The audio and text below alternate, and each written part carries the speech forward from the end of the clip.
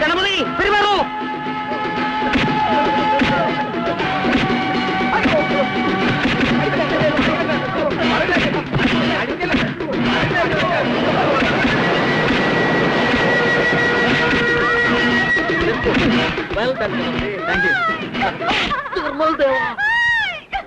അടിച്ചു നമ്മളെ.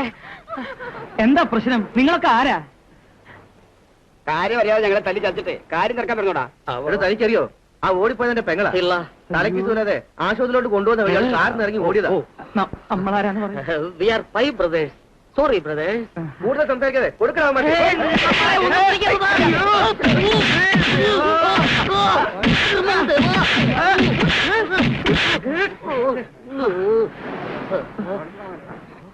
പോയാ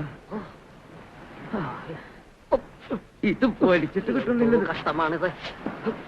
ഇതെന്താ ആണി അടിച്ച് കേറിയ പോലെയുള്ള ഇരിക്കണേ. വടിക്കൊന്നും പറ്റില്ല. ഇത് വലി ഗണപതി ആ ഞാനെടുത്ത നീ വലിച്ചേ. എന്താ വടി പിടിക്കൂ. ആ വലിക്കേ. നന്നായിട്ട് പളന്നിരിക്കുന്നു.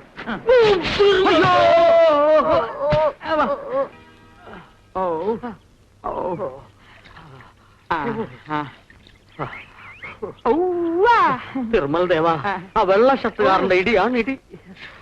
അതൊന്നും ഇടിയല്ല ആനന്ദ, ആ കാക്കി സത്യത്തെ മീശക്കാരന്റെ ഇടിയാണ് ഇടി. അത് നമ്മൾക്കറിയില്ലല്ലോ.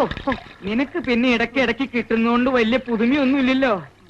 എന്റെ ആനന്ദ, എന്റെ ദേഹ ആ സകലം ഒരു മരവിപ്പാ. മറയിപ്പോ എന്റെ തിരുമൽ ദേവാ, ഇനി പ്രസ്ഥാനം മുഴുവൻ ഒറ്റയ്ക്ക് നടത്തണമല്ലോ.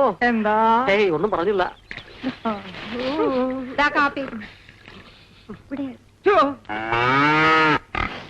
എന്റെ പൊന്നല്ലു, ചാണകത്തിന്റെ മണമില്ലാത്തൊരു കാപ്പി കുടിച്ചിട്ട് ചത്താ മതി. അതിൽ ചാണകത്തിന്റെ മണമല്ലേ ഉള്ളൂ, ഇതിൽ മുളക് പൊടിയും ഉണ്ട്. അണ്ണാക്ക് വരെ എറിയും. എരിവും മണമുണ്ടെങ്കിൽ കേമമായി. ഞങ്ങൾക്കിപ്പോ ഇത്രയൊക്കെ പറ്റൂ. സൗകര്യം ഉണ്ടെങ്കിൽ കുടിച്ചാ മതി. ആ എന്റെ കോമളം എന്ത് പറയുന്നു? നമ്മൾക്കും ചേച്ചി പറഞ്ഞത് തന്നെ പറയാനുള്ളത്. എടോ ഗണപതി, താനൊരു ഗണപതി ആയിപ്പോയി. ചാണകം ശുദ്ധി വരുത്തുന്നതാണ്, അറിയാമല്ലോ. ഗോമൂത്രം അതിനേക്കാൾ ശുദ്ധി വരുത്തും. എന്നാ ആനന്ദ, താൻ ഒരു കാര്യം ചെയ്യും.